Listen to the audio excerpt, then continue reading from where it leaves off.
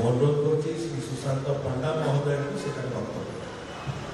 वक्तव्य विजु परिवार प्रमुख दायित्व बहन कर सस्पेंड भाई तथा उपस्थित समस्त आज मीडिया बंधु मान मोर सादर नमस्कार। आपण मैंने जान माननीय मुख्यमंत्री नवीन पट्टनायक महोदय निष्ठापर उद्योग अक्लान परिश्रम एवं जनसेवा द्वारा समग्र विश्व में आज ओडिशा गोटे परिचित हो पारे जहाद्वारा कि आम अनुप्राणित हो पारे आज भाया गोटे सुंदर आम विधायक पाई पपना बाबू जे कि सरल जीवन यापन करवा शैली नवीन बाबू ठानु शिखी जहाँ कथा कम एवं काम बेसी जे कथा कम करके काम बेसी कर आज स्पष्ट भाव में कहवा माँ मान लगे जहाँ नवीन पट्टनायक कले कले किंतु छात्र छात्री मान लगे गरीब छात्र छात्री मान लगे सुविधा कले 10,000 टंका गोटे सहायता राशि छात्र छात्री मान लगे वृद्धि कले यहाँ गोटे साधारण कथा नुहे।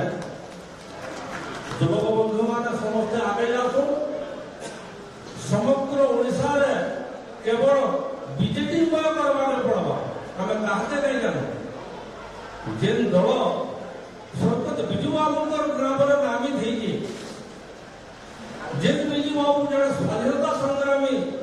थे सब ओडिशा जनसाधारण सब चिंता करते से दल निहाती सब आगे जावा एवं यही दल रही आज आम अनुप्राणित आम दल में मिशिचु दल जहाँ दायित्व जिते भी देवे आम से सादर ग्रहण करमु एवं आमर प्रिय विधायक पपना बाबू एवं दक्ष मंत्री भाव में मोर मामा निरंजन बिहारी परिचित सोनपुर जिला जड़े सुनामधन्य व्यक्तित्व तांको आम मानिक चलमु एवं दल सर्वोपरि जहाँ काम देवा आम करमु एवं जीवन थिबार पर्यंत आम दल में सुशृंखलित सभा रहमु एति कहूँ जय जगन्नाथ जय बीजेडी जय संसद। बहुत बहुत धन्यवाद। निश्चय सुशांत बाबू एवं समस्त सहयोगी आज मिश्रण पर्व दल में मिसवा द्वारा माननीय मुख्यमंत्री हाथ मुठा टाण हम एवं विशेषकर सोनपुर जिला एवं